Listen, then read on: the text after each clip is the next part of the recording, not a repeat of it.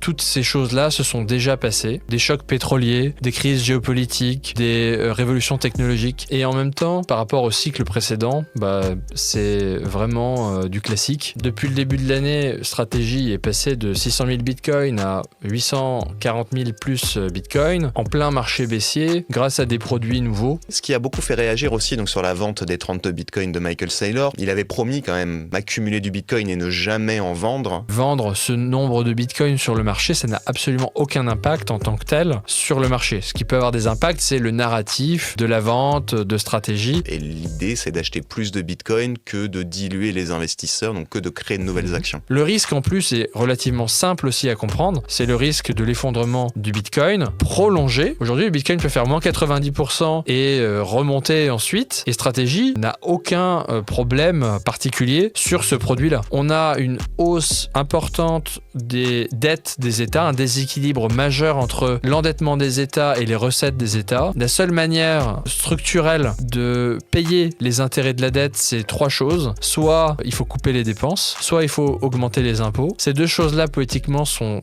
quasiment impossibles, en général, ou en tout cas de manière suffisante. Et la troisième option, c'est de créer plus de dettes et d'imprimer plus de monnaie fiduciaire. Bonjour Alexandre. Bonjour Robin, ça va ? Ça va et toi ? Oui, toi ? Bienvenue sur le podcast. Oui. Il y a un an, quasiment jour pour jour, je te recevais déjà ici pour parler des Bitcoin Treasuries, ces sociétés qui accumulent du Bitcoin à leur bilan. On est un an après. C'est l'heure de faire un petit peu le bilan, en tout cas un état des lieux de comment est-ce que ça a évolué depuis juin 2025 jusqu'en juin 2026, parce qu'il s'est passé beaucoup de choses. À l'époque, quand on faisait le podcast, vous aviez 1700 à peu près Bitcoin. Là maintenant, vous en avez un peu plus de 3100. Le cours de l'action était en ATH, c'est-à-dire au plus haut. On était à 6 euros, je crois, l'action. Là maintenant, on est à 49 centimes. Donc on faisait un podcast au plus haut. Peut-être que là, on fait le podcast au plus bas maintenant. Alors, c'est jamais, on ne fait pas de conseils financiers et pas de prédictions, mais voilà, l'idée c'est de faire un petit peu d'échanger, de voir un petit peu ce qui s'est passé depuis un an sur le marché de manière générale des Bitcoin Treasuries et aussi chez Capital B. Est-ce que tu peux te représenter rapidement, représenter Capital B et après on refera une petite introduction pour présenter ce qu'est une Bitcoin Treasuries pour les nouveaux qui ont débarqué. Bien sûr, donc Alexandre Lézé, porte-directeur de Capital B, qui est la première Bitcoin Treasury Company en Europe. Donc c'est une société cotée qui a du Bitcoin sur le bilan et qui a pour objectif d'accumuler davantage de Bitcoin, tout simplement. Et donc la première société de ce type, c'était Strategy en 2020, et ensuite Metaplanet début 2024, et Capital B est arrivé troisième dans le monde novembre 2024 pour créer la première Bitcoin Treasury Company européenne.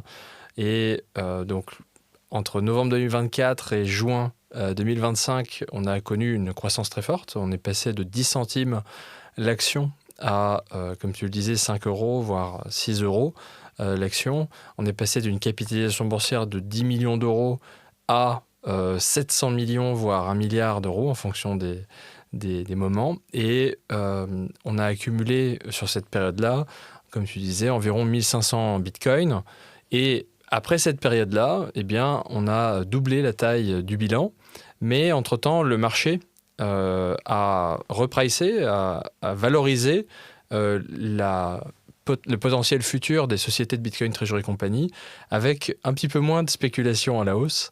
Et donc, il y a ce qu'on appelle une prime qui s'était formée pendant la phase haussière en juin, qui valorisait les bitcoins de la société à x10 à certains moments. Et en fait, cette prime s'est compressée pour valoriser quasiment uniquement la valeur des bitcoins. Et en fait, c'est lié à un phénomène très simple, c'est un phénomène de spéculation sur le marché. Spéculation, c'est tout simplement du latin speculare, ça veut dire voir, avoir une vue sur l'avenir.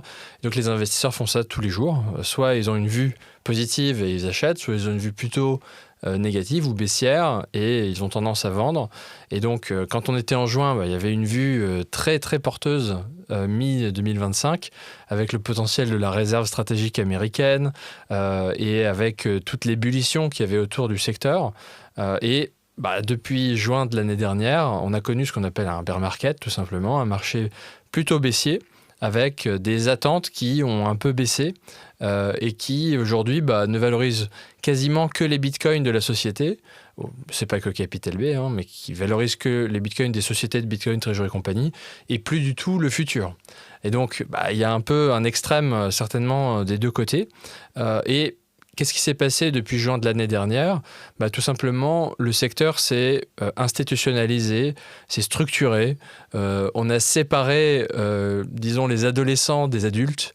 Il y a des personnes qui étaient venues uniquement pour l'opportunité court terme en se disant « Ah, c'est trop facile, on va lever du capital et ça va fonctionner ». Non. En fait, on se rend compte sur le marché, Capital B s'était structuré pour ça, mais maintenant on distingue une poignée d'acteurs qui sont vraiment sérieux dans le domaine, qui continuent à accumuler, continuent à lever du capital, continuent à augmenter le nombre de bitcoins par action. Ces acteurs, c'est plutôt Stratégie, Metaplanet, Capital B, Smarter Web. Il y a aussi H100 au Nordics, Orange BTC et une nouvelle société aux États-Unis aussi qui s'est lancée qui s'appelle Strive. Et toutes ces sociétés-là, il n'y en a pas des milliers et elles se distinguent par le fait que c'est des bitcoins maximalistes. On est des bitcoins maximalistes sur les marchés de capitaux et on est vraiment orienté long terme.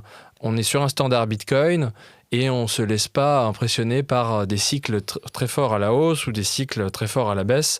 Nous, notre objectif, c'est de construire le plus grand bilan européen sur les marchés de capitaux avec le Bitcoin comme fondation. C'est le même objectif pour nos pairs. Alors, d'un point de vue purement performance financière, forcément, ça a été difficile pour beaucoup d'investisseurs parce que passer, comme tu le disais, de 5 euros à 40-50 centimes, c'est difficile. Et en même temps, ça, c'est lié aux valorisations du marché qui étaient très fortes en juin et qui sont plutôt redescendues au niveau des bitcoins de la société. Et c'est un phénomène qu'on a observé sur tout le secteur. Donc, en économie, il y a quelque chose de très classique. Quand on parle de quelque chose, il faut le comparer au reste d'un secteur. Et ce phénomène-là, il est observable sur l'ensemble des Bitcoin Treasury Companies. Et parmi les Bitcoin Treasury Companies, Capital B fait partie de cette poignée d'acteurs qui a continué à exécuter, continué à augmenter le nombre de Bitcoin par action sur chacune de nos transactions financières. On a uniquement des instruments financiers sur le très long terme. Le plus court, c'est 5 ans. Et avec aucun effet de levier sur le bilan à ce jour par rapport à notre stratégie Bitcoin. Et puis, entre-temps, il y a un phénomène qui est arrivé, c'est le phénomène des produits perpétuels. On pourra en reparler. Ouais. Mais ça vient complètement transformer la structure du marché parce que depuis le début de l'année, Stratégie est passée de 600 000 bitcoins à 840 000 plus bitcoins. Strive, qui a lancé aussi, est passé de 7, 8, 9 000 bitcoins à 19 000 bitcoins en plein marché baissier grâce à des produits nouveaux qu'on pourra évoquer. Ouais. Mais tout ça pour dire qu'aujourd'hui, la demande native des Bitcoin Treasury Company dépasse de x3 l'offre naturelle du minage de Bitcoin. C'est l'équivalent de 1 ou 2 halving en même temps, historiquement. Alors, ça compte de moins en moins, puisqu'on est maintenant proche des 21 millions de Bitcoin minés, quasiment environ 20 millions. Donc, c'est quand même, structurellement, il y a plus de demandes que d'offres. Et en même temps, il y a des facteurs macroéconomiques mondiaux sur le court terme qui ont eu vocation quand même à compresser un petit peu le marché avec les taux directeurs de la Fed qui sont restés relativement élevés et le marché anticipe qui reste pendant assez longtemps assez élevé. Il y a la crise géopolitique, bien sûr, au Moyen-Orient. Et en plus, il y a tout ce boom de l'IA, des IPO de l'IA, qui a pris énormément de capital, 400 milliards de dollars de capital qui ont dû être trouvés dans les derniers mois. Et donc, tous ces facteurs-là font que le secteur Bitcoin, d'un point de vue du prix, a plutôt souffert. Et en même temps, par rapport au cycle précédent, c'est vraiment du classique. Bitcoin a fait moins 50 à moins 60%. Historiquement, les cycles baissiers, c'était plutôt autour de moins 70, moins 80%. Et historiquement, quand on est dans ces niveaux de prix autour de la moyenne des 200 dernières semaines, la moyenne des 4 ans en fait, on a des hausses de x8 à x121 historiquement qui suivent ce type de moment de marché. Donc c'est le moment où il y a plus de peur, c'est le moment où il y a plus de doutes, c'est le moment où il y a le plus d'incertitudes d'un point de vue extérieur. Mais quand on regarde à l'intérieur, avec les Bitcoin Treasury Companies, avec toutes les banques qui lancent leurs offres et avec le Bitcoin qui rentre dans la finance traditionnelle comme un actif à part entière, en fait, il y a une asymétrie entre ces peurs liées à la baisse récente et la réalité qui est la structuration de marchés de capitaux autour de Bitcoin et de certaines Bitcoin Treasury Companies qui peuvent être leaders dans leur région, qui commencent vraiment à prendre une ampleur importante. La discussion qu'on a aujourd'hui représente bien l'état du marché tel qu'il est, c'est-à-dire que bien que le marché ait pu penser l'année dernière qu'une Bitcoin Treasury Company, c'était très simple à faire, en fait, on se rend compte que oui, la thèse d'investissement et oui, les produits finaux, c'est-à-dire pour stratégie et pour les Bitcoin Treasury Company,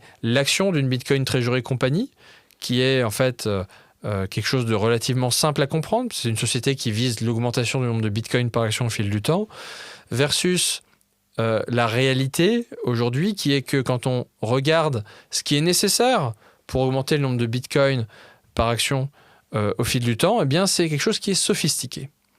Et que c'est quelque chose que toutes les sociétés ne sont pas capables de faire. Il faut une équipe dédiée, il faut de l'expertise en marché de capitaux, il faut des investisseurs stratégiques engagés sur le long terme, il faut des investisseurs institutionnels de taille importante, il faut de nombreux ingrédients, un accès au marché de capitaux démontré, ce qu'a démontré aussi Capital B, avec 2 levées institutionnelles majeures, avec des institutions de premier plan. Et donc, c'est quelque chose c'est un modèle qui est sophistiqué pour fournir une proposition de valeur simple à la fin. Pourquoi je dis simple ? Puisque à la fin, le produit de stratégie STRC, c'est un rendement à 2 chiffres avec une volatilité cible inférieure à 2 chiffres. Voilà. Et ça, à la fin, c'est relativement simple à comprendre. Le risque, en plus, est relativement simple aussi à comprendre. C'est le risque de l'effondrement du Bitcoin, prolongé, surtout, puisque aujourd'hui, le Bitcoin peut faire moins 90% et remonter ensuite. Et Stratégie n'a aucun problème particulier sur ce produit-là. C'est l'avantage majeur de ce type de financement perpétuel. Et donc, on a une professionnalisation du secteur, une institutionnalisation du secteur, une sophistication des Bitcoin Treasury Companies qui, en fait, sont en train de structurer leurs outils d'accumulation de Bitcoin sur le long terme pour automatiser l'augmentation du nombre de Bitcoin sur le bilan et l'augmentation potentielle du nombre de Bitcoin par action, avec un risque qui est connu, c'est la baisse structurelle et prolongée du Bitcoin, mais aussi une ambition connue, un potentiel connu qui est potentiellement la poursuite de la tendance haussière du Bitcoin et de manière rationnelle, la prise de financement avec la plus grande maturité possible pour bénéficier de ce potentiel de tendance haussière. On l'a vu, de toute façon, l'année dernière, tout le monde lançait sa trésorerie Bitcoin, le marché a épuré tout ça, beaucoup d'annonces ont été repoussées, annulées, d'autres ont vendu tout leur Bitcoin, etc. Donc on verra dans un an peut-être où est-ce qu'on en sera. Il y a quand même un élément qui m'apparaît fondamental, c'est que quand on dit le potentiel de la trajectoire haussière du Bitcoin, on entend souvent dire que la période actuelle serait complètement incertaine, que pour la première fois de l'histoire, on expérimente une crise géopolitique avec un choc pétrolier, que pour la première fois de l'histoire, on expérimente une révolution technologique, que pour la première fois de l'histoire, on expérimente des taux d'intérêt élevés. Tout cela est faux. Quand on regarde dans le passé, toutes ces choses-là se sont déjà passées. des chocs pétroliers, des crises géopolitiques, des révolutions technologiques. Si on regarde depuis 1960, on voit qu'il y a eu déjà une révolution iranienne, par exemple. Il y a eu la fermeture du canal de Suez, il y a eu des chocs pétroliers. Il y a eu tout un tas d'événements de ce type-là. Il y a eu, par ailleurs, la guerre froide. Il y a eu la fin de la guerre froide. Il y a eu la bulle Internet. La grande crise financière de 2008, le Covid. Et donc, oui, il y a aujourd'hui des tensions géopolitiques majeures, il y a des taux d'intérêt un peu élevés, mais on l'a vu par le passé aussi, des taux d'intérêt élevés. Il y a une révolution technologique avec l'IA, mais en fait, si on prend n'importe quelle période entre 1960 et 1980, entre 1980 et 2000, entre 2000 et 2010, 2010 et 2020, qu'est-ce qu'on observe ? On observe que sur chacune de ces périodes d'environ 20 ans, on a une hausse de la masse monétaire de 250 à 450%. On a une hausse importante des dettes des États, un déséquilibre majeur entre l'endettement des États et les recettes des États. La seule manière structurelle de payer les intérêts de la dette, c'est trois choses. Soit il faut couper les dépenses, soit il faut augmenter les impôts. Ces deux choses-là, politiquement, sont quasiment impossibles, en général, ou en tout cas de manière suffisante. Et la troisième option, c'est de créer plus de dettes et d'imprimer plus de monnaie fiduciaire et parier sur l'actif le plus rare et adopté au monde à l'ère digitale, le Bitcoin. A priori, c'est la meilleure des convictions. En tout cas, c'est notre conviction. Et sur cette base-là, faire aussi l'usage d'instruments de financement intelligents, c'est-à-dire sur le long terme et voire le perpétuel, est quelque chose de tout à fait rationnel. Et ensuite, c'est un arbitrage à évaluer entre un coût de financement et un potentiel de croissance. Et somme toute, c'est quelque chose de relativement traditionnel aussi sur les marchés financiers. Et chaque investisseur peut faire sa propre analyse des risques et aussi de l'opportunité. Oui, parce que je ne l'ai pas précisé, mais il y a un an, donc quand on tournait le premier podcast en juin 2025, le cours du Bitcoin était déjà au-dessus des 100 000 $. Et donc là, au moment où on tourne, il tourne plutôt aux alentours des 65 000 $, donc une chute de presque 50% depuis le plus haut jamais enregistré pour le cours du Bitcoin qui était à 126 000, je crois, 126 000 $. Donc oui, l'objectif d'une Bitcoin Treasury, c'est d'aller augmenter le nombre de Bitcoin par action, ce qu'on appelle le BTC Yield, c'est ça que Stratégie appelle le BTC Yield, en émettant tout un tas de produits financiers plus ou moins complexes qui ont pour objectif de lever des capitaux pour acheter du Bitcoin. Et l'idée, c'est d'acheter plus de Bitcoin que de diluer les investisseurs, donc que de créer de nouvelles actions. Et donc, est-ce que tu peux nous faire juste un petit état des lieux des différents produits, alors assez rapidement, sans trop rentrer dans le détail, qui ont été créés, du plus simple au plus complexe, dont on a déjà un petit peu abordé le sujet du STRC de Stratégie. Alors, en l'espace de maintenant 6 ans, parce que c'est depuis que Stratégie s'est lancée en 2020, il y a eu 3 phases, ou plutôt 3 niveaux ou couches complémentaires qui se sont créés en termes de capacité d'accumulation de Bitcoin pour les Bitcoin Treasury Company sur les marchés de capitaux. Le numéro 1, il est classique, c'est les actions traditionnelles. Les sociétés peuvent émettre des actions et accumuler du Bitcoin. Et s'il y a une prime sur le marché de valorisation de la société par rapport à ces Bitcoins, alors le Bitcoin va augmenter plus rapidement sur le bilan que le nombre d'actions. Oui. Et donc... Ouais, ça, pour donner un exemple un peu concret, si une société émet 100 actions, enfin si une société a 10 bitcoins à son bilan et a émis 100 actions, si elle émet 100 nouvelles actions, mais qu'avec ces 100 nouvelles actions, la valeur qu'elle récupère permet d'acheter 20 bitcoins, et ben elle augmente le nombre de bitcoins par action des détenteurs d'actions. Exactement, c'est comme si tu étais capable de vendre une action qui vaut 125 pour acheter un Bitcoin qui vaut 100, et donc tu vas acheter 25% de plus de Bitcoin par rapport à la valeur des actions, et donc tu peux augmenter ce Bitcoin par action. Donc ça, c'est vraiment l'opération classique. Qui fonctionnait très bien il y a un an. Oui, et qui est encore utilisée, mais dans une relative moindre mesure, mais qui est encore utilisée, soit de notre côté de manière indépendante, puisqu'on est en fait la seule société de Bitcoin Treasury Company majeure qui a maintenu une prime depuis le début de la stratégie Bitcoin. Donc, on est en mesure de le faire. Si vous appréciez l'interview, pensez à mettre un j'aime, à partager, à commenter et à vous abonner. Ça nous aide beaucoup à faire grossir le podcast et à continuer de démocratiser la crypto-monnaie comme on peut le faire avec Cryptost depuis 2017. Et n'oubliez pas, vous pouvez retrouver les interviews sur toutes vos plateformes de podcast comme Deezer, Spotify, Apple Podcasts. Ça vous permet d'écouter les interviews en faisant votre sport ou la vaisselle. On vous met tous les liens dans la description. Et donc quand tu dis une prime, c'est la valorisation de la société qui est supérieure à la valorisation des bitcoins détenus. Correct. Ouais. Et il y a une fixation un peu sur la justification d'une prime, mais dans les marchés traditionnels, les investisseurs l'oublient, mais c'est le cas par définition. Par définition, les investisseurs valorisent le futur.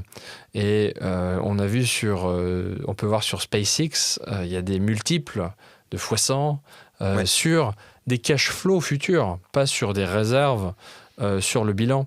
Donc, il y a toujours, par les investisseurs, une valorisation du futur. Et quand on parle de prime, ça s'appelle la MNAV, c'est le multiple de la Net Asset Value, c'est-à-dire le multiple de la valeur nette des actifs sur le bilan. En fait, on est juste en train de dire qu'il y a une valorisation des actifs plus du futur. Et donc, en juin, il y avait une gigantesque valorisation du futur. Et maintenant, il n'y a quasiment plus de valorisation du futur. Et donc, chaque investisseur va déterminer quel est le niveau de valorisation du futur qu'il est prêt à accepter en fonction de la tendance de marché ou du niveau du marché. Donc, ça, c'est vraiment l'instrument de base.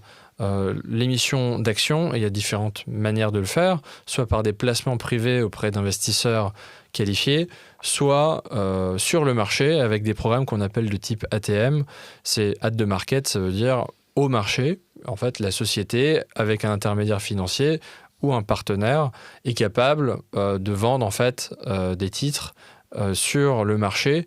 Et donc, c'est parfait, puisque ça permet de vraiment vendre au prix du marché et de transformer de la demande sur le marché dans du Bitcoin sur le bilan. Donc ça, c'est vraiment la première couche d'une structure de Bitcoin Treasury Company, c'est maîtriser cette capacité d'émission d'actions dans la mesure de l'augmentation du Bitcoin par action sur une base totalement diluée. Dire, parce que ça dilue un petit peu les actionnaires, enfin ça dilue les actionnaires sur l'action quand on émet de nouvelles actions, mais par contre si le nombre de Bitcoin augmente plus fortement que cette dilution, alors le Bitcoin par action augmente. En fait, c'est vraiment un arbitrage entre, il y a un impact sur le prix de l'action, puisqu'il y a quand même une vente d'actions, ou une émission d'actions, mais certains investisseurs parfois peuvent vendre aussi. Donc, quand on émet des actions, pourquoi on dit dilution et pourquoi il y a une connotation un peu négative? Parce que des actions peuvent être vendues. Et donc, s'il y a plus d'actions, par définition, il peut y avoir plus de ventes, et donc le prix peut avoir un impact. Il peut y avoir un impact sur le prix. Et donc, de l'autre côté, en revanche, l'avantage majeur pour un investisseur de long terme, c'est qu'on vient augmenter le Bitcoin par action et donc la valeur sous-jacente de l'action. Et donc, même si ça augmente fortement dans le futur et que ça rebaisse fortement dans le futur, ça rebaissera au niveau du nouveau palier de Bitcoin par action. Et donc, si ce palier-là augmente, eh bien, on peut redescendre, mais toujours à un niveau il y a une certaine résistance très forte au niveau de la valeur des actifs. Donc, pour te donner une image, quand on a commencé la stratégie Bitcoin, la société valait 10 centimes et n'avait pas de Bitcoin. Et aujourd'hui, la valeur des Bitcoins sur le bilan vaut à peu près 40 centimes. Donc, rien qu'en valeur sous-jacente de l'action, en Bitcoin, on est parti de quasiment zéro à 40 centimes. Et donc, tu vois, sur un marché baissier fort, oui, l'action peut rebaisser fortement, mais le fait d'augmenter le Bitcoin par action, notamment pendant des phases haussières, permet ensuite, s'il y a une correction de marché, de redescendre à un niveau qui est en fait plus élevé. Et donc... juste, petite parenthèse... Donc il y a eu énormément de sociétés, comme tu disais, qui se sont lancées, qui ont profité un petit peu de la bulle des bitcoins trésorerie pour faire gonfler leur capitalisation, lever des fonds, annoncer de gros montants de bitcoins à leur bilan. Et ces derniers, certaines ont vendu aussi du bitcoin, mais parce que la valorisation de la société était inférieure à la valorisation des bitcoins qu'elle détenait dans le bilan. Du coup, là, il était intéressant de faire la mécanique inverse et de vendre du bitcoin pour racheter des actions, pour rééquilibrer donc cette MNAV et cette valorisation. Alors ça, c'est un débat dans la communauté investisseurs et bitcoin.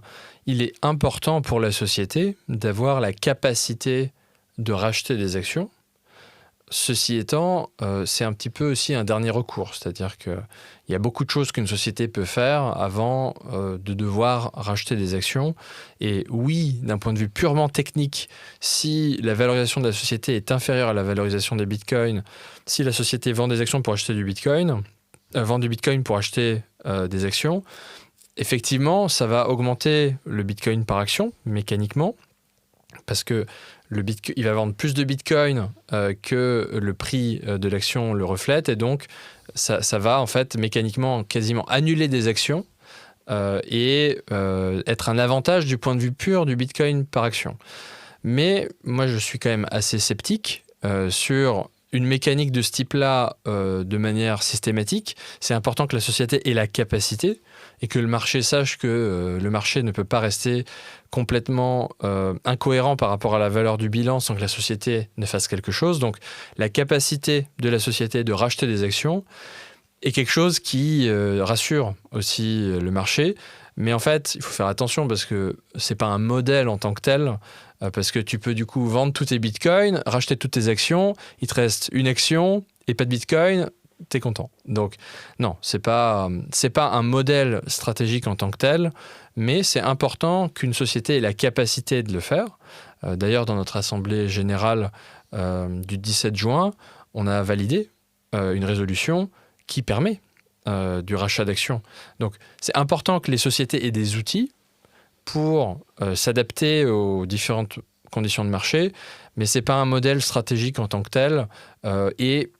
Même si il est toujours possible pour une société cotée de vendre des bitcoins, le modèle à la base c'est quand même d'en accumuler davantage, et donc il y a quand même des enjeux à prendre en compte qui sont au-delà du simple indicateur de bitcoin par action. Donc l'objectif d'une Bitcoin Treasury Company, c'est d'augmenter le nombre de bitcoins par action au fil du temps, mais il y a quand même un enjeu important qui est la taille du bilan, la taille de l'accumulation de bitcoin.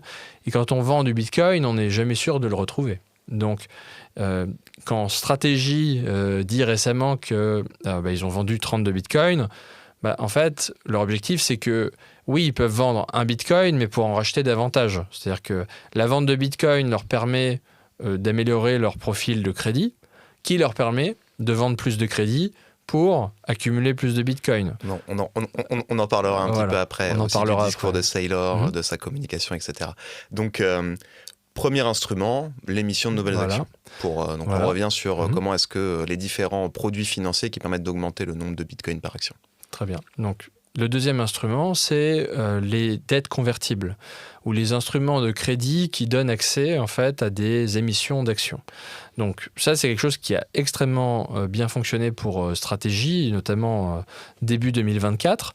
Les ETF sont arrivés, les ETF Bitcoin, et s'est posé la question pour Stratégie du futur. Et donc Stratégie a innové et est allé sur les marchés de la dette convertible à 4 ans, à 5 ans, et a émis des dettes qui sont payables en actions, ou que, soit à l'initiative de l'investisseur, l'action pouvant surperformer, l'investisseur peut convertir en action qui a mieux performé. Et pour la société aussi, c'est un avantage puisque la société a récupéré du cash pour accumuler du bitcoin, et de l'autre côté, elle n'a pas besoin de rendre du cash ou du bitcoin, elle va tout simplement payer en émettant des actions. Et donc, ce qui se passe, c'est qu'au moment du deal sur la dette convertible, la société va prendre en compte le bitcoin sur son bilan et les potentielles actions à émettre dans le futur liées aux dettes convertibles, et sur cette base va pouvoir calculer un bitcoin par action sur une base totalement diluée. La base totalement diluée, c'est tout simplement le nombre d'actions qui pourraient être présents dans le futur. Et quand on calcule ce nombre-là, on va prendre en compte les actions qu'on pourrait émettre en résultat de la conversion de ces obligations sur la société. Et donc, Stratégie a pris 7 à 10% du marché mondial des dettes convertibles et a un peu saturé le marché puisque en fait, ça a été un succès gigantesque et ils ont eu une croissance du nombre de bitcoins, du nombre de bitcoins par action gigantesque. L'action est allée à plus 3000, 4000% aussi. Donc ça a été vraiment une phase importante et un outil important du bilan de Stratégie. Et Stratégie récemment a dit qu'il shiftait vers un autre produit, on va y venir, mais que ça leur avait beaucoup servi, juste qu'un des désavantages était qu'il y a des shorts, c'est-à-dire des institutions qui vendent à découvert et qui, en fait, hedgent leur position, c'est-à-dire ils prennent une sorte d'assurance contre leur position de dette convertible. Donc, je te prête de l'argent en tant qu'institution et comme je ne suis pas sûr que tu vas me rendre l'argent, je vais aussi shorter ton action, la vendre à découvert. Comme ça, au moins, je suis assuré contre le scénario baissier. Et si jamais tu me rends l'argent, je vais clôturer mes positions. Mais voilà. Et donc, Stratégie a un peu critiqué ce type d'instrument parce que ça a un impact, bien évidemment, sur les cours de bourse. Mais ça a contribué à développer le marché options autour de Stratégie. Donc, en fait, un instrument assez efficace. Et Capital B, quand on a lancé la stratégie Bitcoin, dès 3 mois juste après, on a lancé aussi des dettes convertibles, mais là, libellées en Bitcoin, qui permettaient, de ne pas ajouter de levier en fiat, c'est-à-dire en euros ou dollars, sur le bilan avec ces instruments, puisqu'ils sont en Bitcoin. Donc, une dette, imaginons, de 100 Bitcoin, et de l'autre côté, 100 Bitcoin. Donc, si le Bitcoin augmente, c'est toujours la même chose des deux côtés, de l'actif et du passif. Et si Bitcoin baisse, c'est pareil. Donc, c'est rassurant pour l'investisseur, rassurant pour la société, rassurant pour les actionnaire. Sur 5 ans, 0% d'intérêt, 30% de prime au moment du deal. Et surtout, c'est en Bitcoin. Et donc, l'investisseur n'a pas vraiment besoin de shorter l'action. Et donc, il est aligné avec la trajectoire de la société. Et de la même manière, Capital B, au moment où on a fait ses dettes convertibles, on est passé, c'était des émissions en mars 2025, puis mai, juin 2025, et on en a fait même quelques autres.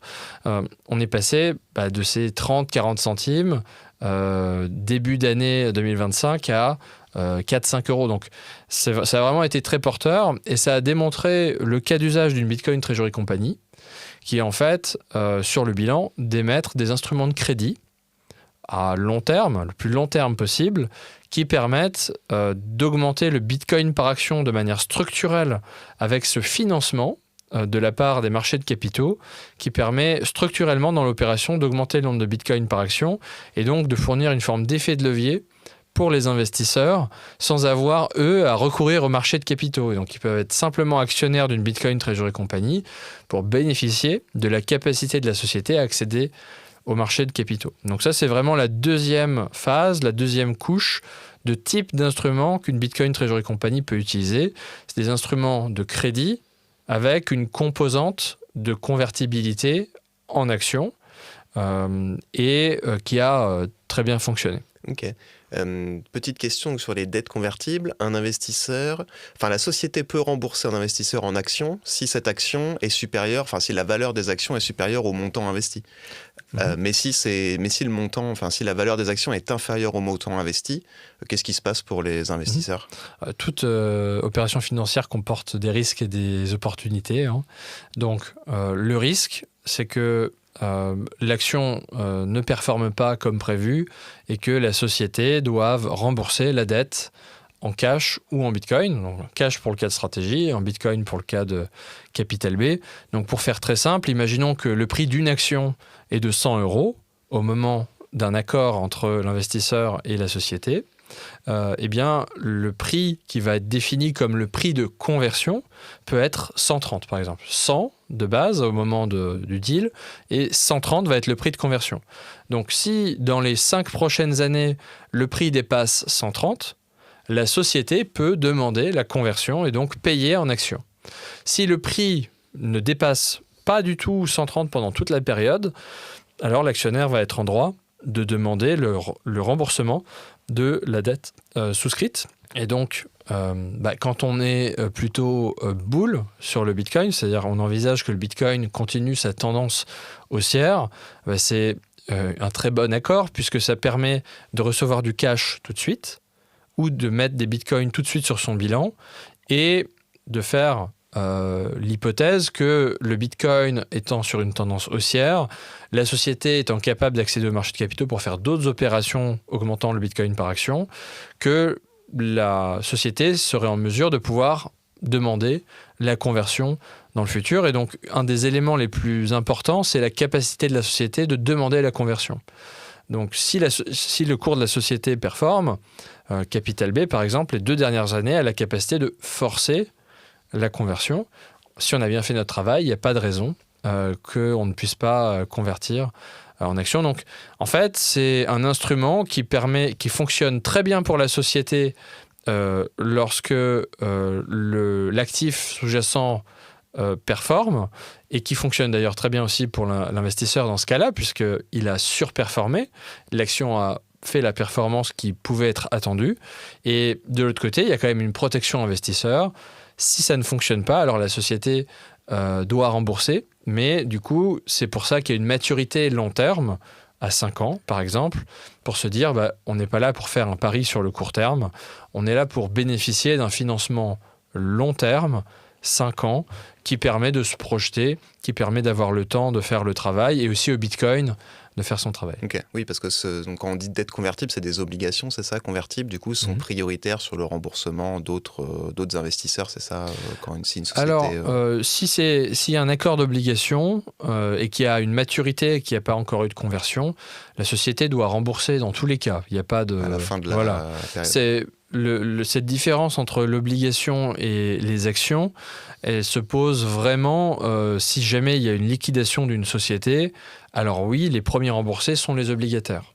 Okay. Donc, bien évidemment, si une société ajoute des obligations sur son bilan, eh bien, il y a un risque supplémentaire qui est ajouté pour les actionnaires, puisque en cas de scénario vraiment catastrophe, eh bien, effectivement, les obligataires sont payés en premier, les actionnaires récupèrent uniquement ce qui est à la fin.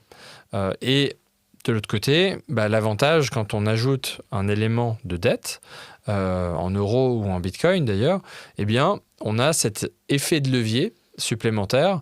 Et cet effet de levier est intéressant précisément s'il n'est pas accompagné d'un risque de liquidation court terme. Il n'y a pas de trading ou de mise à risque du Bitcoin sur le court terme. Ça n'a rien à voir avec du levier sur une plateforme d'échange pour un investisseur où si le Bitcoin atteint un certain niveau, la position peut être liquidée. Là, justement, c'est l'avantage.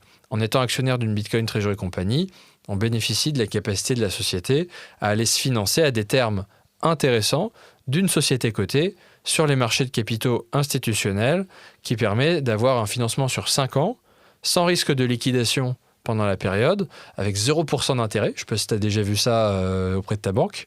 Je n'ai pas vu. De faire un prêt à 0% d'intérêt. Voilà. 0, pas 0,3. Non, je sais même pendant le Covid. C'est même pas, ça a dû toucher 0,5 ou 0,8. Mais là, c'est 0. Si c'est 0, ça existe, mais c'est vraiment des emprunts d'État. Voilà. Donc, la capacité d'une société d'accéder du 0% d'intérêt, c'est un avantage majeur, puisque ça permet d'ajouter du Bitcoin sur le bilan directement. Le fait d'ajouter du Bitcoin sur le bilan directement permet à la société d'avoir une taille supplémentaire et d'accéder à d'autres opportunités. Et donc, depuis le début de la stratégie, Capital B a accumulé la moitié des Bitcoins avec ces instruments-là. Et 80% de ces bitcoins, environ 1500 bitcoins, soit ont déjà été convertis, soit sont extrêmement proches de la monnaie. Donc, on est aujourd'hui autour de 40-50 centimes.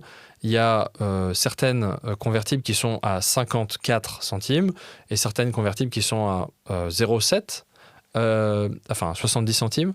Et ces convertibles-là représentent 80% de la masse restante des bitcoins sur les bitcoins achetés avec les convertibles. Donc, à peu près 1500 bitcoins accumulés avec les instruments convertibles et 80% déjà convertis ou très proches de la monnaie, c'est-à-dire très proches du niveau auquel ils peuvent être convertis.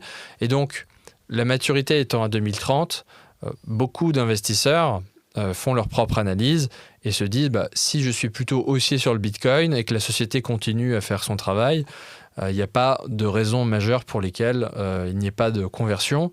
Et donc, finalement, c'est un instrument qui est très proche en termes de Bitcoin sur le bilan, de Bitcoin sur l'equity. C'est-à-dire que beaucoup d'investisseurs traitent ce Bitcoin-là comme s'il avait été déjà converti parce que la probabilité dans leur modèle est assez élevée qu'il y ait une conversion avec leur scénario du Bitcoin. C'est-à-dire que quand le Bitcoin revient vers 100 000 $, par exemple, ces instruments, historiquement, ont été dans la monnaie, c'est-à-dire très proches des niveaux où ils peuvent être convertis. Donc, c'est l'importance d'avoir une date de maturité à long terme pour laisser le temps au cycle du Bitcoin et laisser le temps à la société de faire son travail. Ok. Je pense avoir compris l'intérêt de le faire donc en monnaie fiat, euro, dollar. Par contre, vous l'avez fait donc avec du Bitcoin.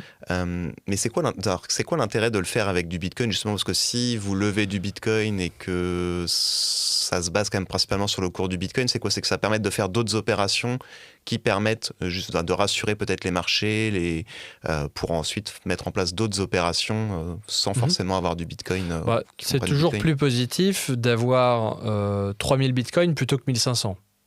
Voilà, sur son bilan. Ça augmente la taille de la société. Ça permet d'accéder à de nouvelles opportunités, à lever davantage de capital d'autres manières. Et l'avantage principal de le faire en Bitcoin plutôt qu'en euros, c'est d'avoir des investisseurs qui sont alignés avec les stratégies Bitcoin de la société. Les investisseurs en convertibles euros ou dollars sont des arbitrageurs qui vont shorter l'action, qui n'ont pas vraiment de thèse sur le Bitcoin en particulier, ou alors s'ils en ont une, de toute façon, leurs obligations professionnelles les obligent à shorter l'action. Donc, le fait de faire un instrument pur Bitcoin permet d'avoir les bénéfices d'une dette convertible long terme, financement à long terme, et en même temps de ne pas avoir les désavantages d'une dette convertible euro ou dollar classique. Ok. Donc l'émission de nouvelles actions, dette convertible. Alors je voulais revenir juste rapidement sur Saylor. Pourquoi est-ce que ça a aussi bien fonctionné? C'est parce qu'avant l'approbation des ETF spot aux États-Unis, c'était un peu le seul moyen de s'exposer au Bitcoin pour des institutions et des professionnels. Donc après, il a lancé les dettes convertibles pour une nouvelle manière de trouver des financements. Donc là, tu as dit qu'il voulait lancer d'autres produits maintenant parce que ça commençait à s'essouffler et avec cette problématique des institutions qui shortent l'action. Alors qu'est-ce qu'il a trouvé comme moyen innovant pour lever d'autres capitaux sur les marchés financiers? Alors, comme on l'a mentionné, le point le plus important, c'est d'avoir une date de maturité la plus longue possible. Et qu'est-ce qui est mieux que 5 ans? Peut-être 7 ou 10, mais qu'est-ce qui est encore mieux? C'est le perpétuel.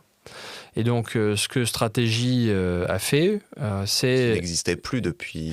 Qui n'existait quasiment plus. Il y a quelques produits sur le marché, mais c'est des instruments de type crédit, qui sont des instruments hybrides, mais de crédit, qui sont perpétuels. Et donc, en tant qu'investisseur, tu investis dans Stratégie $100 et Stratégie te promet qu'ils vont te verser 11,5% de dividendes par an perpétuellement.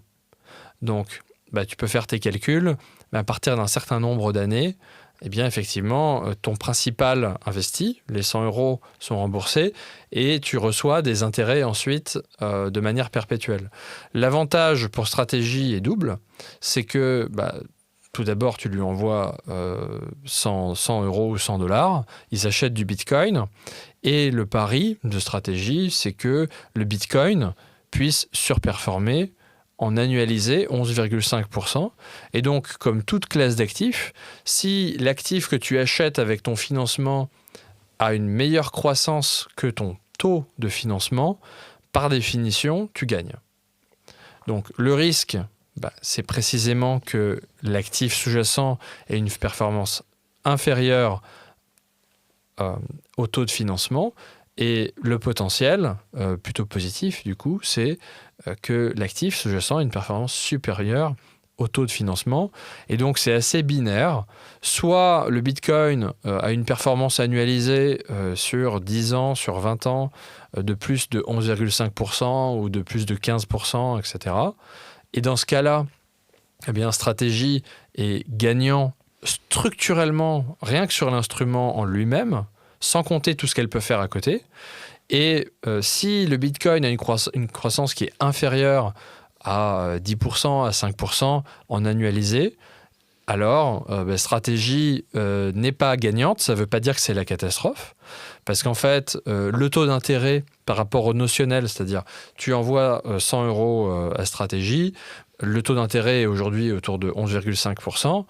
Si c'est 11,5%, il représente du coup 11,5% du notionnel. Donc, en fait, si tu lui envoies 100, la vraie nécessité de sortie de cash de stratégie par an, c'est 11,5. Donc, si le Bitcoin a en fait une croissance, et par rapport au bilan, en fait, stratégie, quand tu lui envoies 100, stratégie a déjà 300 ou 500 sur son bilan. Donc, en fait, stratégie a fait les calculs. Si le Bitcoin a une croissance de l'ordre de 2,5-3% par an, ça suffit pour que stratégie puisse payer ses dividendes de manière perpétuelle, rien qu'en utilisant le Bitcoin sur le bilan. Maintenant, ce scénario-là, c'est un scénario où c'est relativement potentiellement un risque pour les actionnaires, puisque stratégie, là, c'est pris vraiment en vase fermé, c'est-à-dire d'un point de vue individuel. Si tu prends uniquement ce produit-là et que stratégie ne lève plus de capital et paye tous les dividendes avec le Bitcoin et que le Bitcoin ne monte plus, évidemment, ça peut avoir un risque de baisser le nombre de Bitcoin parce qu'il devrait vendre des par Bitcoin action pour payer les voilà. dividendes. Donc, mais ça, c'est le risque. Et le risque, il est connu. Le risque, c'est que le Bitcoin fasse moins 80% et reste à moins 80% pendant 10 ans et que stratégie doit vendre du Bitcoin pour payer les dividendes de manière récurrente et que les actionnaires de stratégie souffrent de cette baisse de Bitcoin par action. Et ça, c'est le risque qui est connu. Et l'avantage potentiel qui est connu, c'est qu'à l'inverse, si le Bitcoin reste relativement stable ou augmente légèrement, voire augmente plus fortement que le taux de financement, alors stratégie et ses actionnaires pourraient être gagnants en fonction des autres activités que fait stratégie. Mais il y a un point qui me paraît important, c'est que cet instrument de financement-là, il n'est pas à prendre justement en indépendant, il est à regarder par rapport au reste des activités de la société. C'est-à-dire qu'à chaque fois que stratégie émet un produit perpétuel, elle est capable, de l'autre côté, d'émettre aussi d'autres types de titres financiers, comme des actions par exemple. Et les deux en cumulé ont permis à la société de passer de 600 000 bitcoins à 800 000 bitcoins sur le bilan et de générer un taux d'augmentation de bitcoin par action de plus de 10% depuis le début de l'année. Donc, on voit que déjà, l'élément de taille est très important. Et à chaque fois que stratégie émet un titre perpétuel, elle est aussi capable d'aller émettre un titre d'action. Et donc, quand on parlait du taux de croissance annualisé de Bitcoin, on le prenait en indépendant et on disait par rapport uniquement à l'instrument tout seul. Sauf que si stratégie est capable d'acheter le double, alors le taux de croissance nécessaire du Bitcoin pour être en break-even, c'est-à-dire aller au-delà du taux de financement, il n'est pas le même, puisque tu prends en compte maintenant un double de Bitcoin acheté par rapport à un taux de financement sur la moitié. Donc, en fait, c'est vraiment un arbitrage classique. C'est comme quand tu prends un emprunt immobilier sur 25 ans ou 30 ans, et que le taux de financement il est à 3%, ton pari, c'est que l'immobilier il va croître plus de 3%. Parce que si tu as un taux de financement à 3% et que l'immobilier baisse de 3% par an, tu vas perdre. Sauf qu'il y a un élément qui est oublié de manière générale, c'est que les monnaies fiduciaires perdent en moyenne sur 100 ans 7% de leur valeur par an en annualisé sur toute période sur les 100 dernières années. Tu prends toute période de 10 ans ou de 20 ans, tu retombes sur le même chiffre de 7% en annualisé sur le dollar. Et les autres monnaies sont pires que le dollar en termes d'inflation. Donc, par définition, quand tu prends un taux d'intérêt auprès de ta banque de 3%, tu ne prends pas un risque gigantesque pour l'immobilier, là, puisque en fait, l'inflation monétaire est, elle, de 7%. Donc, à moins qu'il y ait un risque majeur sur ton actif immobilier, tu as l'inflation monétaire de 7%, tu as ton taux de financement de 3%. Donc, voilà. Et donc, le Bitcoin, déjà, il y a ce taux d'inflation monétaire de 7%, alors qu'il n'y a que 21 millions de Bitcoin. En plus de ça, le Bitcoin est la classe d'actifs la plus en croissance sur les 10 dernières années, 15 000% de croissance sur les 10 dernières années, versus le S&P qui est autour de 300%, l'or qui est autour de 300%. Et le Bitcoin, depuis 2020, par exemple, depuis le Covid, où il y a eu une impression monétaire massive, 100 000 euros investis dans l'or, ça a donné à peu près 200 ou 300 000 euros. Et 100 000 euros investis dans le Bitcoin, ça a donné à peu près 600 000 ou 700 000 euros. Et en fait, le Bitcoin est vraiment en phase de croissance et vers la capitalisation boursière de l'or. Ça, c'est la thèse d'investissement. Le risque, c'est que le Bitcoin aille à zéro. Ça, c'est connu. Et donc, c'est simple. Soit le Bitcoin continue sur sa trajectoire tendancielle de taux annualisé de croissance autour de 30 à 60%. Et alors, les Bitcoin Treasury Companies sont extrêmement gagnantes puisqu'elles sont capables de se financer comme stratégie autour de 11,5% à la place du taux de croissance annualisé versus le taux de croissance annualisé de 30 à 60%. Et le risque, c'est que le Bitcoin n'ait pas de croissance ou qu'il baisse structurellement.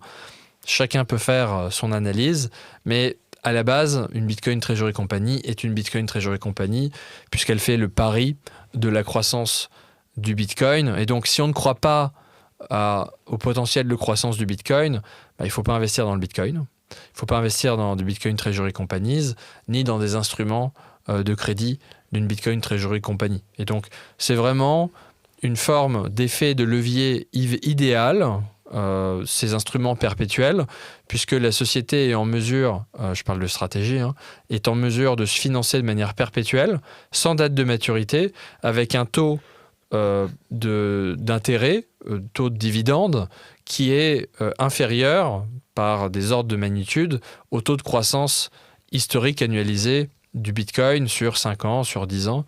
Et donc, c'est vraiment un instrument très innovant qui prend la forme aux États-Unis d'une action de préférence perpétuelle qui verse un dividende, tout simplement, et qui permet à Stratégie d'accumuler du Bitcoin, cette fois-ci sans émettre d'actions, et qui permet du coup d'émettre à la fois ce type d'action principale, qui permet d'émettre ce type d'instrument perpétuel, et de l'autre côté aussi de continuer avec l'instrument d'action, et donc d'accumuler beaucoup de Bitcoin.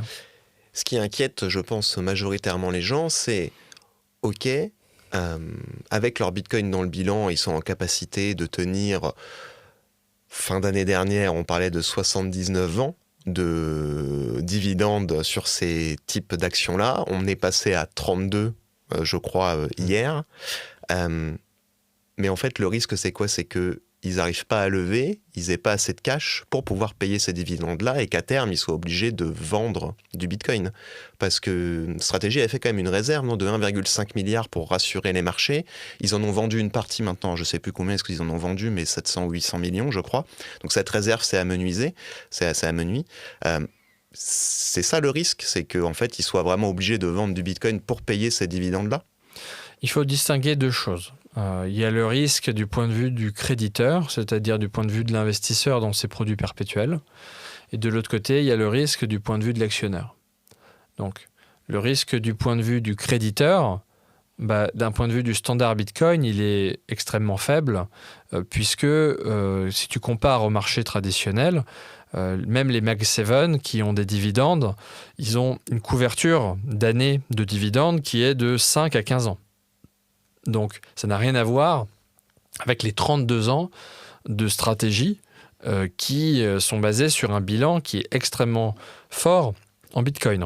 Sachant que si Stratégie devait vendre quand même du Bitcoin hors des montants faramineux, on peut estimer que le cours chuterait du Bitcoin, donc c'est un peu une spirale aussi, entre guillemets. Potentiellement. On ne sait pas. Hein, mais, ou pas, en fait. Donc, c'est sûr que ça ne serait pas positif qu'ils vendent du Bitcoin. Et en même temps, ils n'ont pas à vendre tout le Bitcoin d'un coup. C'est-à-dire que, comme on le disait, ils ont 32 ans de dividendes sur leur bilan en Bitcoin aujourd'hui. Et donc, par définition, ils n'ont pas besoin de vendre les 32 ans d'un coup, puisque c'est l'avantage qu'il n'y ait pas de date de maturité. Donc, on parle vraiment d'environ 2% du bilan par an. Et vendre ce nombre de bitcoins sur le marché, ça n'a absolument aucun impact en tant que tel sur le marché. Ce qui peut avoir des impacts, c'est le narratif autour de la vente, de stratégie. Mais en fait, ça a un impact plutôt en marché baissier. Mais le bitcoin n'a pas besoin de stratégie. C'est stratégie qui a besoin du Bitcoin. Et c'est parce qu'il y a déjà un marché baissier lié à des éléments macroéconomiques beaucoup plus larges que si Stratégie vend un peu de Bitcoin, ça fait un peu peur, mais c'est pas la vente de Stratégie, ni les achats de Stratégie d'ailleurs, qui impactent le marché Bitcoin en tant que tel. C'est plutôt les réactions de marché aux éléments macroéconomiques beaucoup plus larges. Je te donne un exemple. Si les États-Unis, comme pendant le Covid, pour une raison ou pour une autre, une crise financière ou quoi que ce soit, dans les 5 prochaines années, imprime 50% de la masse monétaire. Tu penses que ça a plus d'importance que 32 bitcoins vendus par Stratégie ou 1000 ou 10 000 bitcoins vendus par Stratégie? C'est les 50% d'augmentation de masse monétaire qui ont beaucoup plus d'impact que Stratégie. Stratégie, par définition, ne représente que environ 3% des bitcoins. Donc, de 3% des bitcoins, donc, ça ne représente pas une partie majeure du bitcoin, ça représente une partie majeure de l'attention de l'écosystème. Mais c'est justement pour ça aussi que Stratégie a fait l'annonce qu'il vendait 32 bitcoins pour dire au marché, oui, Stratégie peut vendre du Bitcoin pour couvrir ses dividendes. Et pourquoi ils font ça? C'est ça qui est important. Pourquoi ils font ça? Parce qu'ils veulent dire aux créditeurs que le Bitcoin, s'ils sont sur le bilan, a une valeur pour le crédit. Et ça, c'est un avantage aussi pour les actionnaires, puisque si les créditeurs sont rassurés, plus de crédit peut venir alimenter le bilan en Bitcoin de la société. Et c'est quelque chose qui est classique. Parfois, il faut faire un pas en arrière pour faire 2 pas en avant. Et ce que fait Stratégie, c'est de dire, c'est pareil d'acheter 9 bitcoins ou de vendre un bitcoin et d'en acheter 10. C'est le même résultat. Et c'est exactement ce que dit Stratégie, c'est on est en train de bâtir une machine à accumulation de bitcoin et cette machine est indépendante et peut fonctionner uniquement avec les bitcoins de la société. C'est-à-dire que la société peut vendre des instruments de crédit, accumuler du bitcoin, le bitcoin peut faire cette croissance annualisée de 30 à 60%. Si on n'y croit pas, si on pense que ça ne va pas être le cas, alors il ne faut pas nécessairement être investisseur, tout simplement, puisque c'est le pari que fait la société. Et si ce pari fonctionne, eh bien, la société peut vendre un petit peu de Bitcoin pour couvrir les intérêts. Et même rien que comme ça, sans autre levée quelconque, la société gagne. Et de l'autre côté, en plus, ce qui peut être anticipé, c'est que si le Bitcoin fait une croissance de même 20, 30 ou 40%, eh bien, en annualisé, la société a d'autres opportunités de levée de capitaux. Et la société peut choisir de couvrir ses obligations avec des ventes d'actions qui permettent d'accumuler du Bitcoin et ou de couvrir des obligations de la société. Donc, en fait, on ne peut pas décrire le scénario baissier sans décrire aussi le potentiel scénario haussier. En cas de scénario haussier du Bitcoin sur les 10 prochaines années, les instruments perpétuels sont la meilleure manière d'accumuler du Bitcoin, de la manière la moins risquée possible, puisqu'il n'y a pas de date de maturité, il n'y a pas de risque de liquidation.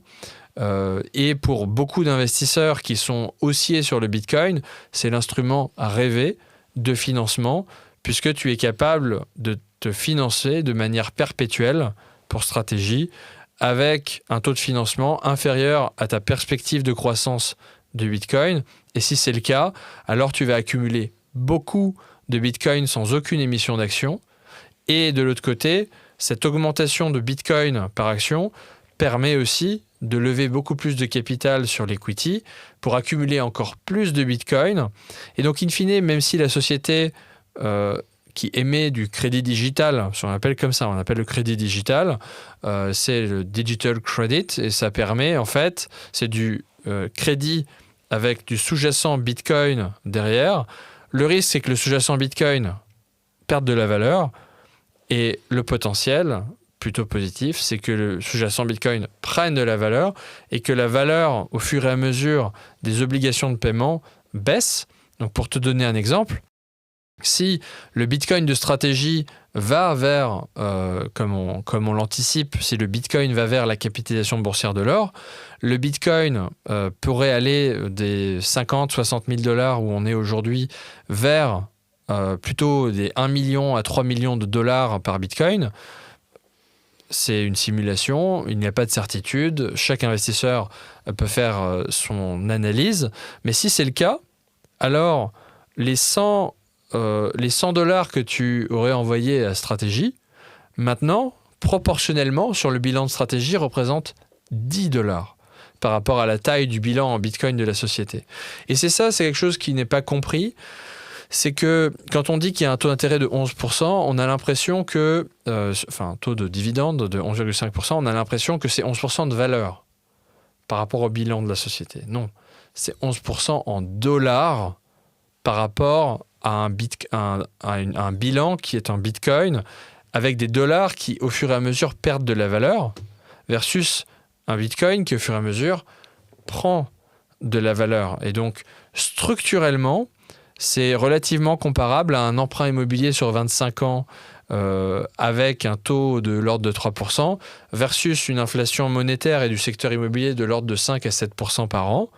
Là, c'est la même chose, mais d'un point de vue digital, avec le Bitcoin qui a une croissance de type digital, c'est-à-dire de l'ordre de historiquement 60% par an versus un taux de financement de 11,5%.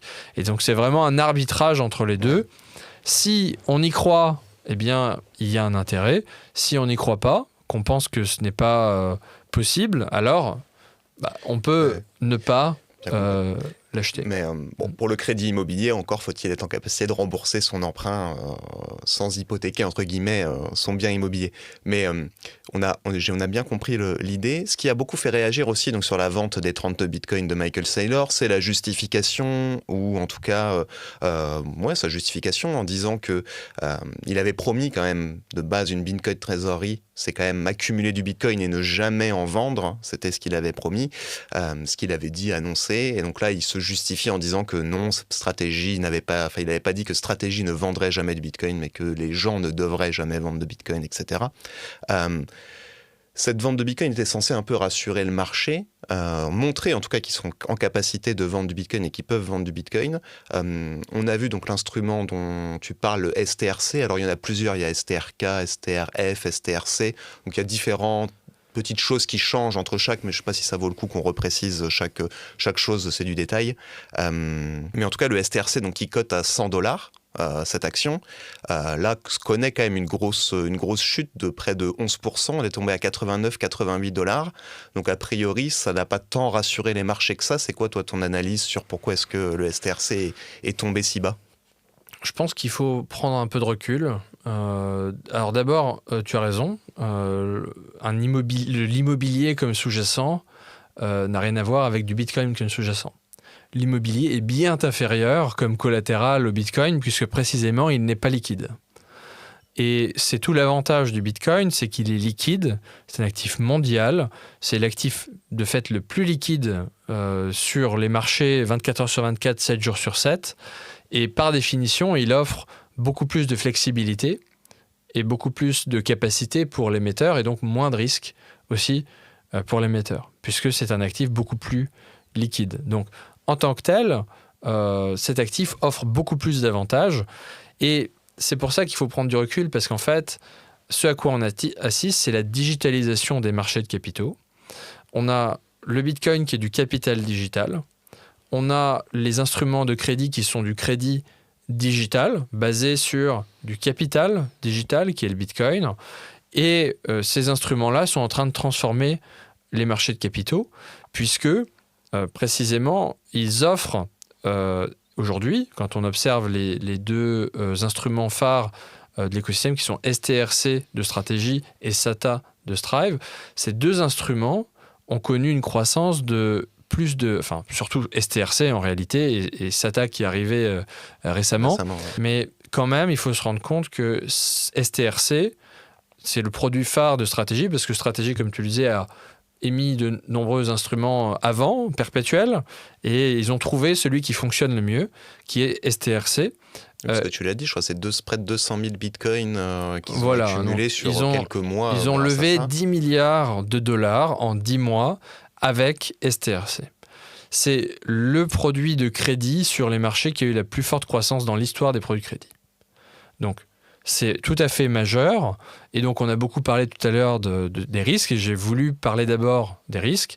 Là, on parle quand même du produit de crédit, du coup digital, qui a la plus forte croissance historique sur les marchés de capitaux. C'est vraiment un phénomène majeur. Il est déjà inclus dans des ETF de BlackRock. C'est dans les top 3 des allocations des produits de ce type-là. C'est vraiment des volumes qui n'ont absolument rien à voir avec des produits comparables traditionnels sur le marché parce que, en sous-jacent, il y a du Bitcoin accessible, liquide, et donc la qualité de crédit peut être appréciée en temps réel sur le site internet de Strategy. Maintenant, l'instrument comporte aussi des risques. Je vais rappeler les propriétés générales. Les propriétés générales, c'est une, aujourd'hui, action de préférence émise par Strategy. Donc, action de préférence, ça veut dire qu'elle est entre les actions et la dette sur une société. Elle est un petit peu entre les deux. Donc, c'est quand même une action, mais qui ne donne pas de droit de vote sur la société dans son ensemble. C'est une action spécifique qui donne droit, en revanche, à un dividende à 2 chiffres, 11,5% en mi-juin 2026, qui permet d'offrir ces 2 chiffres-là de performance annualisée, mais payables mensuellement.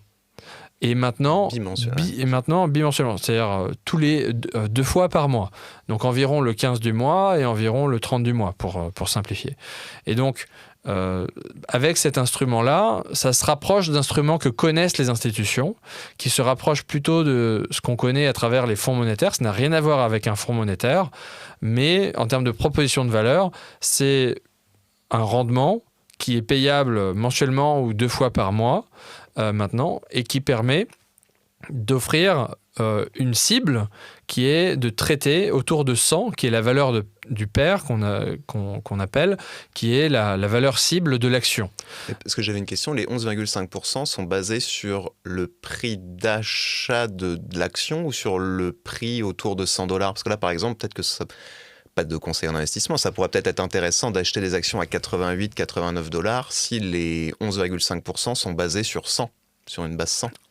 Alors, bien évidemment, ce n'est pas un conseil en investissement. En fait, ce que fait Strategy, c'est que tout simplement, les 10 milliards de dollars qu'ils ont levés sont à comparer avec les 40, 50 milliards de dollars que Strategy a sur son bilan.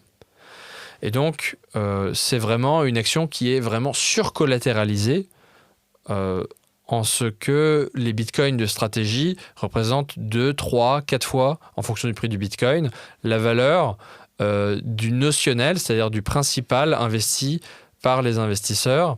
Et du coup, le dividende à payer par la société est encore une proportion encore plus petite par rapport au bilan de la société. Donc, pour chaque dollar de dividende que la société doit payer, Strategy a sur son bilan 40 $ de Bitcoin et un petit peu aussi de cash, environ 0,7 $ de cash. Donc, vraiment, il y a un effet de surcollatéralisation qui fait que le marché, depuis le lancement, a valorisé l'instrument entre 90, environ 85, 90 et 100.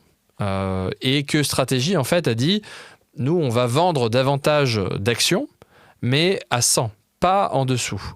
Et c'est pour ça que l'action a tendance à traiter à 100, puisque le dividende est calculé sur une base 100. Et donc, si le prix de l'action descend en dessous de 100, eh bien, ça fait que le rendement effectif est au-dessus du 11,5%. Et aujourd'hui, donc 18 juin, l'action a traité, le 17 juin, l'action Stratégie STRC, qui est différente de l'action principale MSTR, l'action STRC a traité à 89 et le rendement effectif est plutôt autour de 12,5 à 13%. Et comme tu le mentionnais, il y a eu un phénomène qui est arrivé depuis quelques mois maintenant, c'est Strive, une autre société américaine qui a lancé SATA, SATA, qui offre aujourd'hui un rendement de 13%. Et donc, il y a beaucoup d'acteurs de marché qui se sont tournés vers SATA, avec en plus des dividendes payables journalièrement, tous les business days, tous les jours ouvrés. SATA verse un taux de dividende annualisé de 13% et donc à la journée. Et c'est quelque chose qui a pas mal plu au marché, mais le marché ne sait pas encore exactement si c'est plutôt le taux journalier, même s'il y a quand même des indications que c'est un avantage relatif par rapport à la stratégie, et versus le taux d'intérêt qui est quand même plus élevé, parce que Strive a un taux d'intérêt de 13% versus Stratégie à 11,5%. Et donc, beaucoup d'acteurs de marché demandent à Stratégie d'augmenter un petit peu le taux d'intérêt. Je n'ai pas mentionné en termes de caractéristiques, mais un point important de ces instruments-là, c'est qu'il y a une variabilité du taux. Et donc, quand l'instrument pair n'est pas au pair, la société typiquement augmente le taux d'intérêt. Et en plus de ça, ne vend pas d'actions en dessous de 100. Et donc tous ces éléments-là font que entre le taux d'intérêt, taux de dividende effectif qui est effectivement plus élevé quand la valeur baisse, plus la surcollatéralisation, plus la capacité d'augmentation, potentialité d'augmentation du taux d'intérêt, taux de dividende, fait que le taux ou le pair de l'action a tendu vers 100. Ouais, l'objectif, même c'est si que l'action tende vers 100 et d'avoir différents systèmes qui permettent de rééquilibrer. Donc ce n'est pas un instrument sans risque, puisqu'il n'existe pas d'instrument sans risque, mais c'est quand même un instrument qui est basé sur un collatéral Bitcoin. Le Bitcoin étant volatile, cet instrument a été beaucoup moins volatile que le Bitcoin lui-même. Le Bitcoin a quand même perdu moins 50% sur la période, versus STRC qui a oscillé entre 89 et 100. Donc c'est quand même beaucoup moins volatile. L'ambition de Stratégie, ce serait qu'il y ait vraiment que quelques 0, quelque chose % de volatilité, mais on est sur un instrument jeune, on est sur un an d'antériorité. SATA, aujourd'hui, est quand même autour de 100. Et donc, on voit qu'il y a une petite compétition qui s'installe.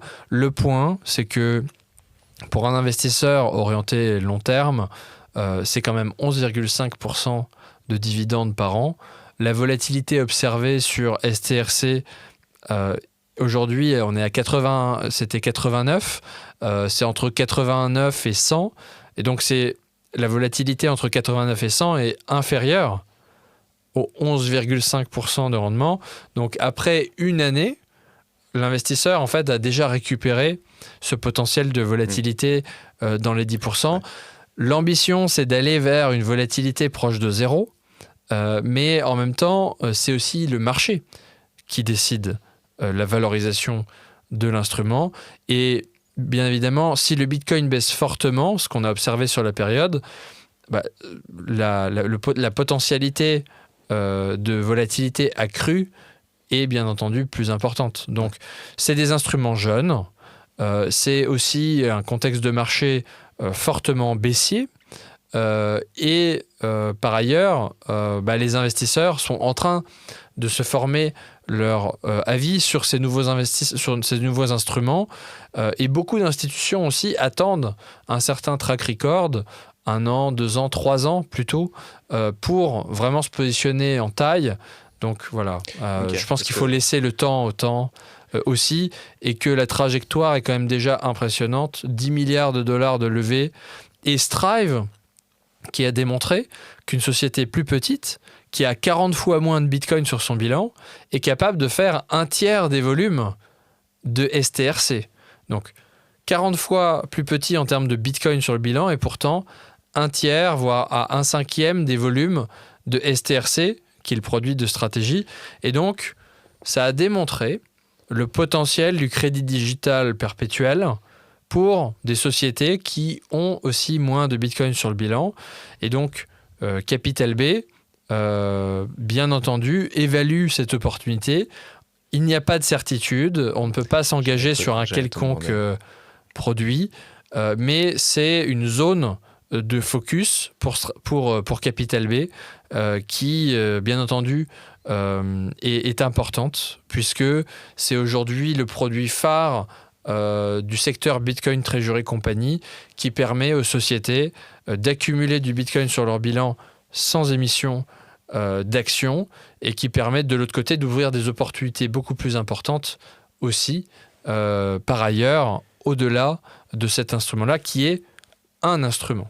Oui, parce qu'en Europe, ça serait possible de la même manière que fait Stratégie, ou les règles sont quand même un peu différentes par rapport aux États-Unis Alors, les règles sont un petit peu différentes, mais Capital B a su trouver dans le passé des instruments qui peuvent être équivalents. On parlait des dettes convertibles en Bitcoin, et il est tout à fait possible d'envisager des produits qui peuvent arriver à des produits économiquement comparables, mais on ne peut pas s'engager sur une quelconque caractéristique ni un quelconque lancement à ce stade. À ce stade, Capital B évalue l'opportunité simplement, et on ne peut pas s'engager sur un quelconque lancement. Merci Alexandre. Merci beaucoup à toi. Salut.